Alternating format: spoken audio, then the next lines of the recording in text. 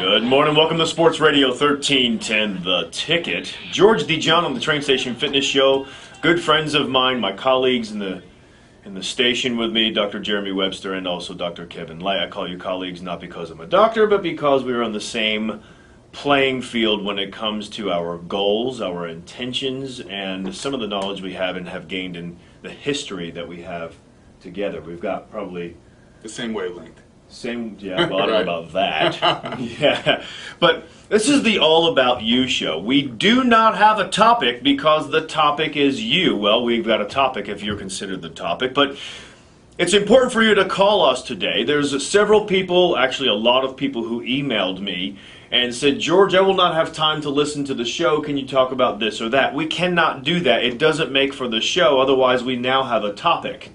Right? So you must call in because it's just like being in class. One person brings up a topic and then you start to get some energy off of that topic and different ideas and you start bouncing it back and forth. And pretty soon you've got this incredible infotainment about that class or this show. The phone number today is 888-787-1310, 888-787-1310, so it doesn't matter if you're in the listening area or not. You can give us a call. Any questions about health and fitness we would love to address. We've got a medical doctor, we've got a chiropractor nutritionist, and you've got me. So good morning to you, boys. Good morning. Morning, George. Latest, I'm going to put you on the spot. The latest topical, compelling information, even that might be controversial, that either one of you have read that is not discussed properly and or enough. Kevin, go. Oh, jeez, the latest. On the spot. That is like That is way on the spot. You've read several books in the past couple of weeks. I know you got one little anecdote that you can give us. Bam. Compelling that's not really discussed properly. Either not discussed properly or not known about enough. Not well known. Proper methods of weight loss. Again, it's an old, tired topic. It's not tired if it's improper. But the American approach to weight loss is abysmal, and the whole calories in, calories out equation is so upside down and backwards that it's awful. And I love that. Did you hear what he said, Dr. Webster? The American way of weight loss. Right. I like that. It's totally different than how others look at. And I don't call it weight loss. I call it fat loss. Failing at weight loss. Failing at weight loss. Go ahead. What is yours? I read an interesting article about post-workout recovery drinks, talking about how, in the past we've talked about getting your protein very quickly after you work out, and this guy was talking about, and it made sense. He said you're a little bit insulin resistant right after your workout because of the damage you've done to your muscles. Right. And so it's better to wait 30 to 45 minutes and then get your protein because you'll take it up a little bit better at that point rather than immediate. So I've been working, kind of giving that advice to some of my patients, and they seem to be responding pretty well to it. Now you say responding. How do they know they're responding? Less soreness. Less soreness, okay. They seem to recover a little bit quicker because they're able to take up that protein and repair their muscles a little bit easier. All right, so if you have questions or comments about your eating program, exercise program, you're not on one, you want to start one, maybe it's something more in depth, are you on medications, you've got a pain in your ass, whatever it is, we've got qualified people here on this panel to help address those issues as far as I am concerned and the experience I've had with these two gentlemen. So give us a call today, 888-787-1310. It's 705 Sports Radio 1310, The Ticket. 713 Sports Radio 1310, The Ticket. George DeJohn on the Train Station Fitness Show. This is the All About You show. You are the topic, so call us, 888-787-1310. On the show with me today is Dr. Jeremy Webster and also Dr. Kevin Light. Before, do you want to go somewhere else? No, let's just take these people. I was looking at something else and my mind is all over the place. So first, let's go to Scott in Anna, Texas. Scott, you're on The Ticket. Morning, George. Always good to talk to a Harvard man. Thank you, Scotty. I had recently an interesting experience, and I don't go to town often, but I was fascinated being at a North Dallas night spot and how many of these 45 to 50-plus guys are so big and barrel-chested. I'm wondering how rampant is the HGH thing going in that age group nowadays?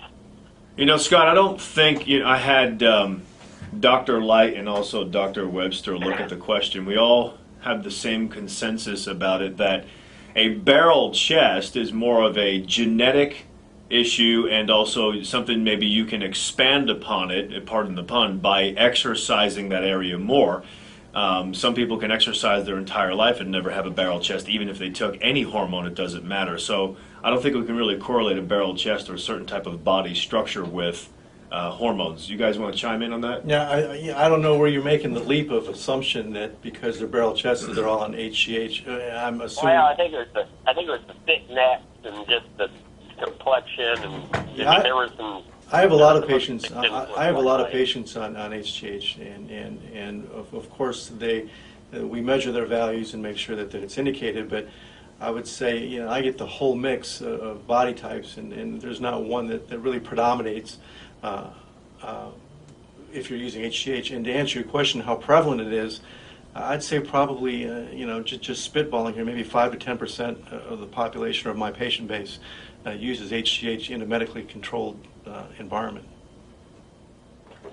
Well, at least I still got all my hair. Thank you, Scotty. There's that. Have a great day. Do you find that they become just as lean as they do big and bulky and muscular? A lot of people think that if I you think they take become HGH, more you become lean. huge. I think that there is literature out there that shows that HGH tends to increase your muscle growth in the chest and upper arms and upper body. I think that is an issue. I don't think it's off the charts where you can notice them in a nightclub, but I think you'll see that. I personally have not seen that, and I think I see people become leaner, but I don't really see the disproportionate muscle growth that they talk about. That's one of the things I wanted to share about that, and we'll just get off this topic because I don't want this to be one of these HGH testosterone shows. But human growth hormone is extraordinarily expensive. And to do the amounts to replicate what you said is in that literature, that you can get bigger muscles in certain parts of the body, is an extraordinarily high amount of money for someone to be able to get those, that response, if you will. We're talking athletes that have the money and so forth. Is it easy to test for? It's very easy to test for. It's a blood test. So there's that. Think twice about it. All right, let's go to Noah in Denton. Noah, you're on the Train Station Fitness Show. Oh, good morning, George. Morning. Enjoying the show. I caught the milk episode on 21 Body Makeover Calm, and I'm trying to determine what type of milk to buy because I would still like to. I'm not ready to go off milk, but I don't know. A guy at work told me I'll get an aneurysm if I drink fat-free milk, and and I heard you say it was liquid protein, or maybe the doctor that you had on that day. I'm not ready to give up milk. Should I drink 4%, 2%, or skim?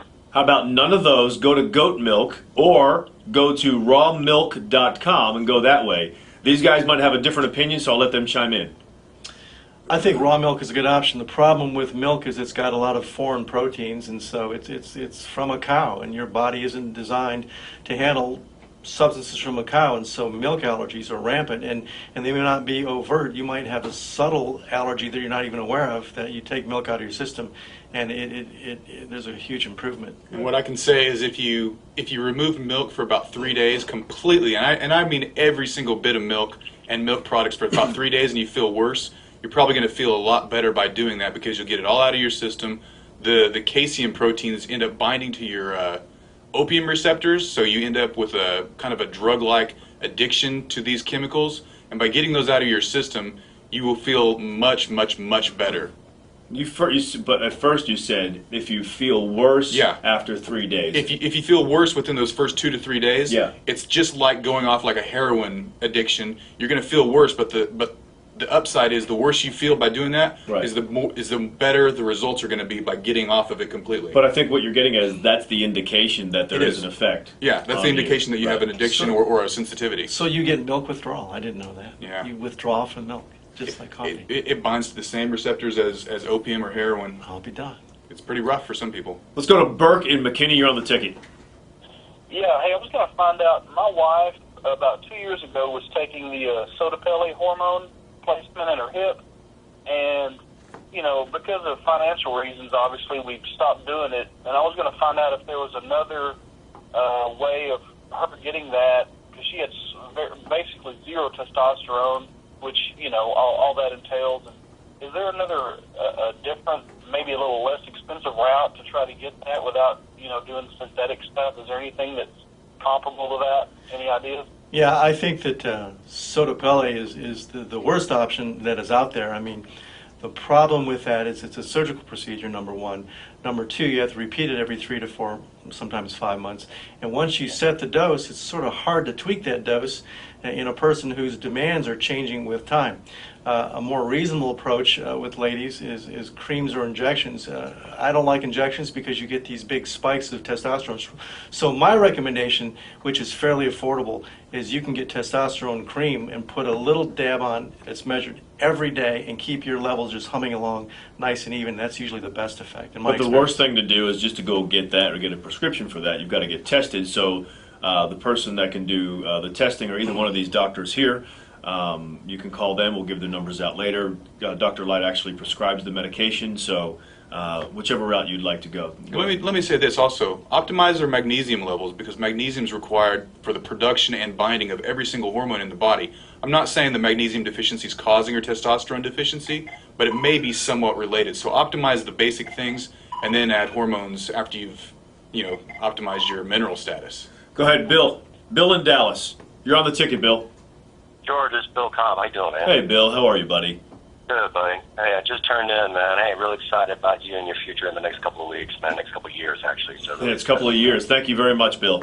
Yes, sir. Hey, real quick. So I'm getting ready. I'm working with Doc Webster, and I've got all the materials and everything I need to do for my detox. I'm getting ready to start out.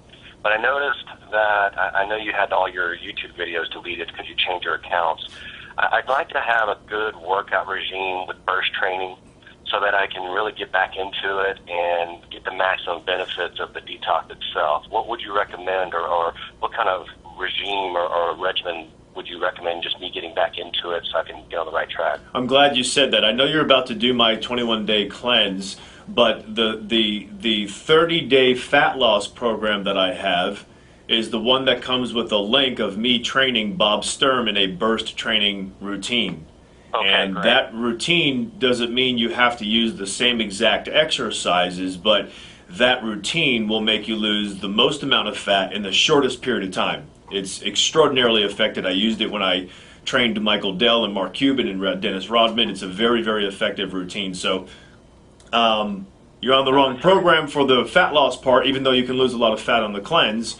But I know why you're using the cleanse. You've used it, 6-7 times now, maybe more. So use that and then go to the fat loss afterward. Okay, so is the 30-day, is that, if I remember correctly, that also comes with additional supplementation along with it as well, correct? Supplements, eating protocol, just like the cleanse, and then also the burst training routine, the link. Fantastic, bud. Okay, Thank man. you, Bill. Have a great day. Bye-bye. This is the All About You show at 7:22, about to be 7:23. Call us with your questions, your comments about your health and fitness. Did you read something in a magazine that doesn't resonate with you? Did you see something on TV or hear something on the radio that just doesn't sit with you right? You're not sure. You've heard that having a whey protein before a workout is better for protein synthesis. You've heard it's better to have a protein workout or some sugars after a workout, that it's better for this or that. Are you confused about what you should do for your health? Maybe you just want to lose 2 or 3 pounds. Maybe you want to lose 100. Maybe you don't want to lose weight at all. You want to gain weight. What are the goals that you need for you?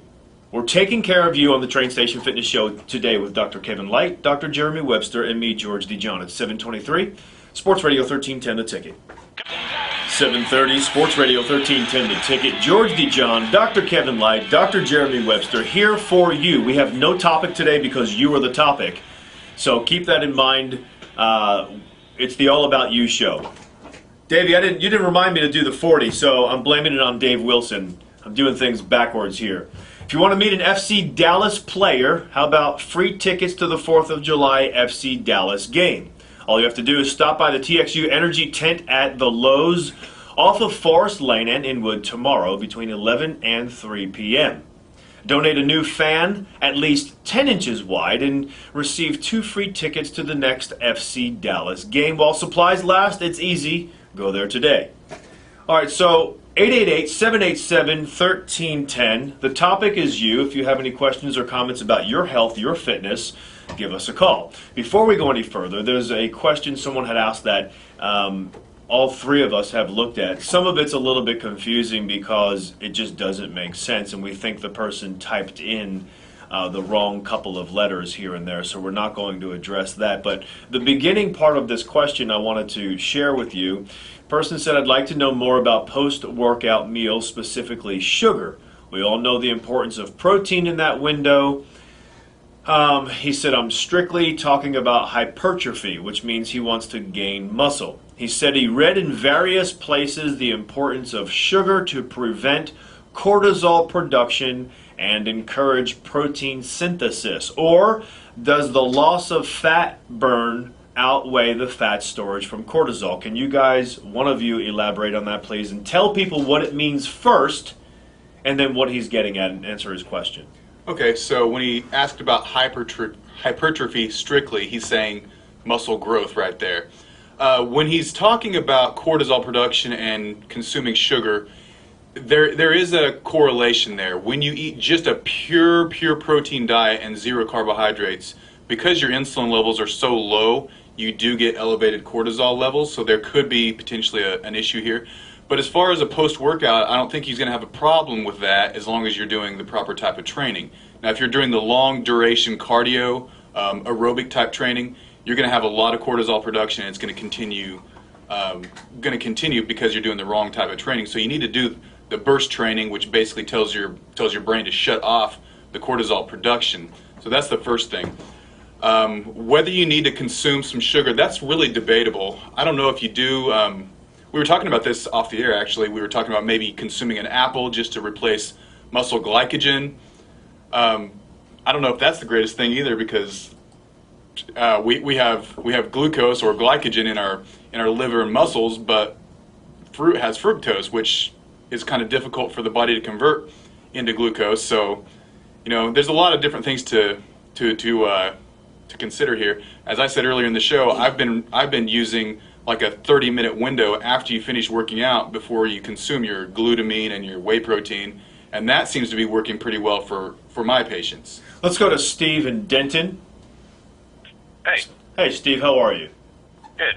I got a question. Actually, I got a couple, but the first one is I noticed that when I consume a little bit of wine before I run, my endurance levels go through the roof, so do my strength levels. And then there's a new product that came out, and I don't know what it's called, but it's creatine hydrochloride, and I'm just wondering why that's so effective. Say it again. You cut out on us. It's called what? It's creatine hydrochloride. It's a new form of creatine, and I was wondering why that's so effective compared to the other kind of creatines. All right, so let me ask you this. Are you using how long have you been using this product with creatine in it? I just got off of it, and I was on it for about 2 months. Okay, when did you start the alcohol before you ran? About 2 years ago. About 2 years ago. So you're not attributing your strength gains to the creatine, you're thinking that it has to do with the alcohol? Well, no, I got off the creatine, and then I started running a lot. Like, my weight fluctuated about 15 pounds. Do you guys have a comment on this? I've never heard that in my entire life. Alcohol? No, I have no idea why that would be. And it's wine specifically. That would go against everything I know about it. Alcohol tends to be a fat storage chemical, and it shouldn't be a fat liberating or an energy liberating chemical. Steve, did you hear this from someone else, another runner? No, just tried it out one day. Okay. There's this new program they have called AA. Yeah. I'm jacking with you because I really don't have an answer. I've never heard of having alcohol, specifically wine, before a workout to give you more endurance. The other one about the creatine, what you're going to find with some of these creatine and products is they'll say this one's better because it's micronized and it's better for loading and have it before and after. My experience has been, I've not used creatine in probably 8 years, maybe 7 or 8 years. My experience has been there's not any specific thing you need to do with creatine. Can you get some benefits by having it loaded sooner here and there? Yeah, but what I've learned is as long as you keep it in your body consistently, if you're looking for strength gains, that you will get those strength gains and you will get some size from it. I gain about 5 pounds every time I get on it, and then I lose the 5 pounds every time I get off of it. It's intramuscular water weight.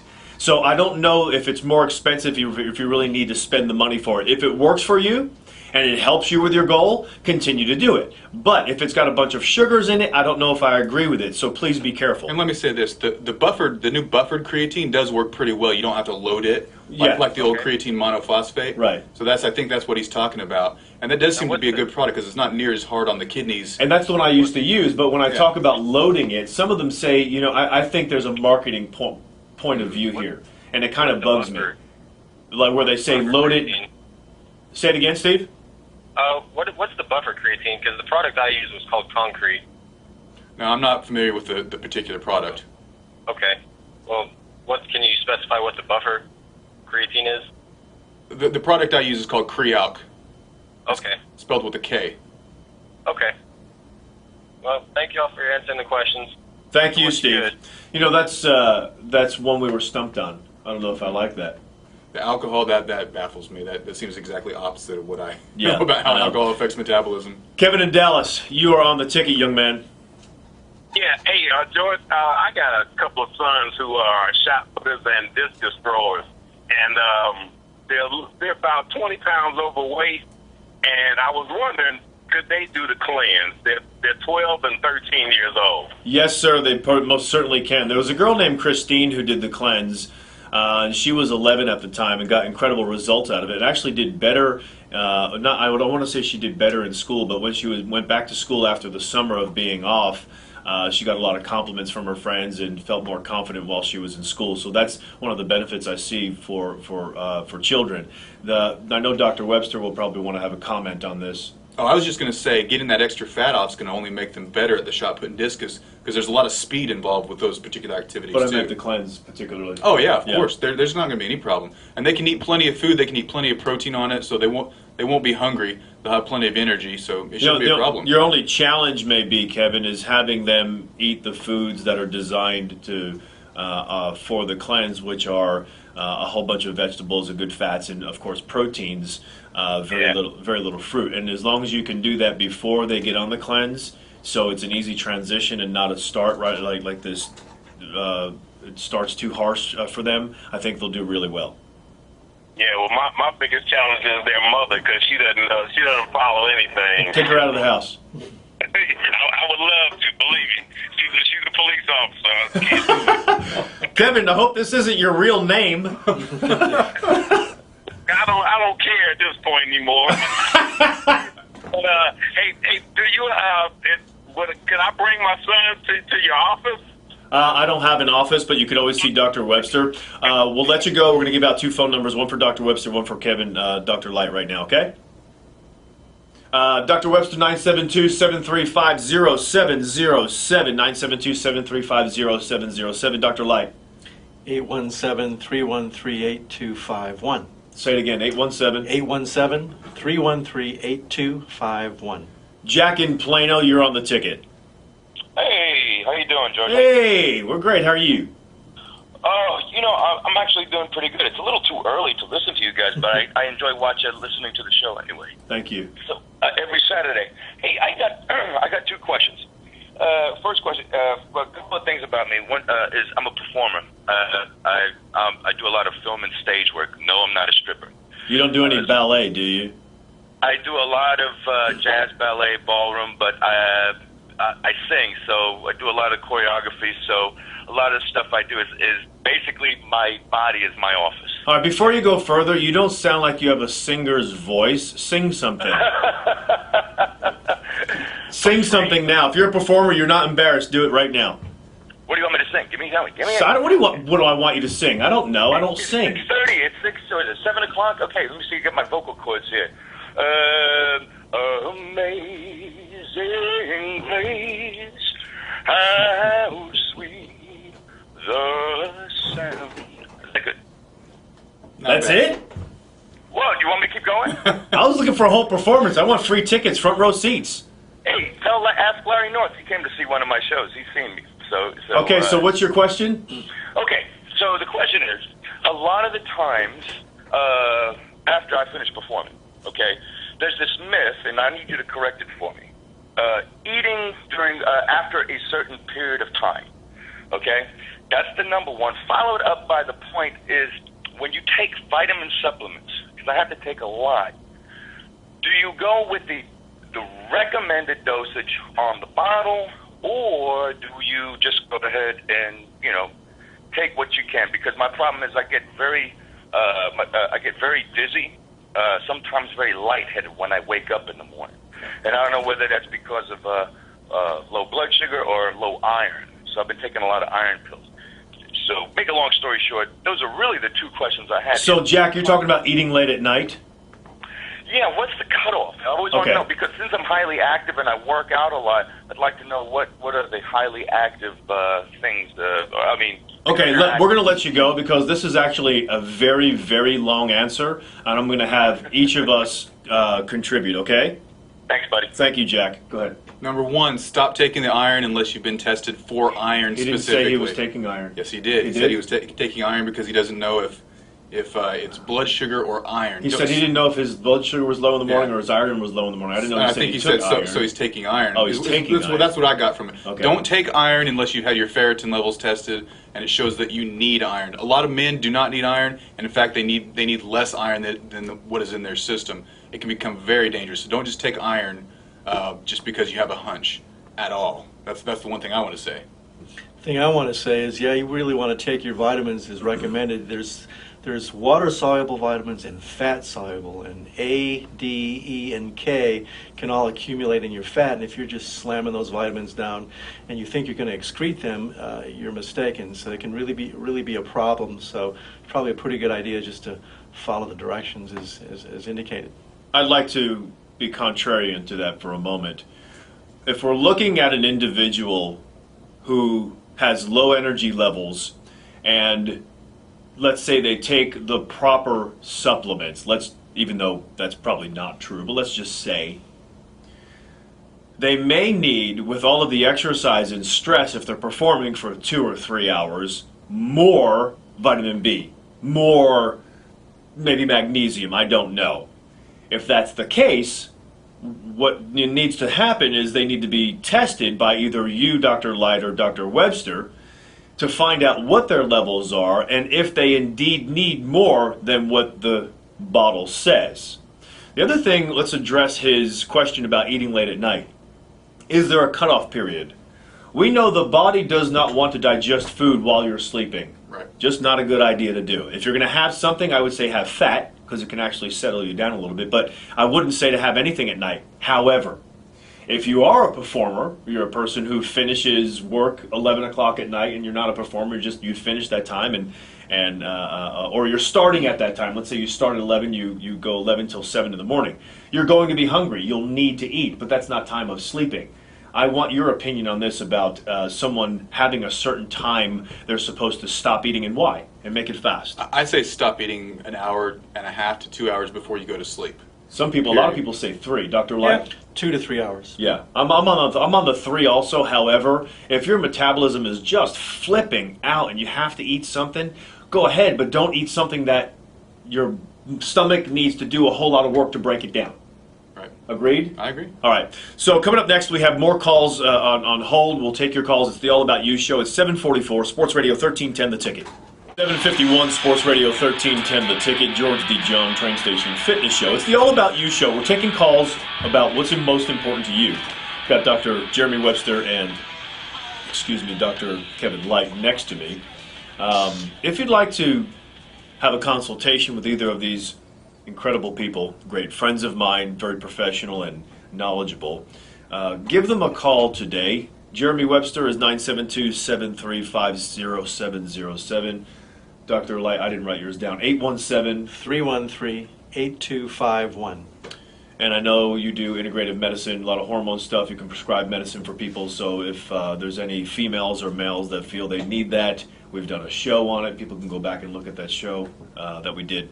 My YouTube channel is my website name, 21daybodymakeover.com. There's no dot in there, just 21daybodymakeover.com. All right, let's go to Richard in Irving. You're on the ticket, Richard.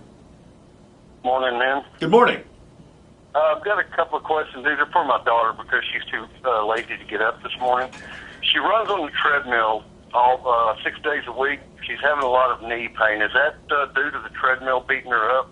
I'm going to go with a big yes. Now, it doesn't mean it has to, but if it wasn't there before and it's there now, there's usually a correlation. Okay. And also, I heard you say a minute ago that there needed to be some prep for the cleanse. Was that because you were talking about kids, or is that for anybody? No, I mean, basically, a regimen of fruit. and that's a great question. I'm sorry to cut you off, Richard. It's a great question because I think if someone's not, let's say you're a child and you're just not committed, you don't have that mindset yet, and it's that perceived value. If you've not purchased something, you tend to waste it. You don't comply. And so that's why I say for children, there's nothing wrong with there's a lot of flavor on the program. It's not hard to do the cleanse whatsoever. But if a child doesn't normally eat vegetables and chicken and turkey and so forth, maybe even fish and some good red meat and some good fats, just all the good things that are on the program, and you start abruptly stopping the bad things and begin this stuff, they may not use it to the fullest effect. Okay. Only you know your daughters. Right, yeah. Gotcha. One more question for me. I'm 55. Is testosterone replacement something I should look at? I'm not real active because I've got a real bad back. And I'm going to hang up and listen to you guys. Thank you. I'll let Dr. Light handle that. Yeah, absolutely. Anyone who's 55 in this country is going to have a testosterone deficiency. It'll manifest in a number of ways that probably you're not aware of. And your activity level even makes it probably more important that you get testosterone replacement. So not only that, but we know that there are some adverse effects to having low testosterone. Why we know that having a healthy testosterone can actually ward off cancer. Cancer, and more importantly, you need to have a good testosterone level to prevent cardiovascular disease, which is the big killer in this country. And I'm seeing a big correlation between low testosterone levels and diabetes as well. Yes, absolutely. Very true. We talked about that when you did that show. Okay, last call. Let's go to Evan in Lubbock. Evan, you are on the ticket.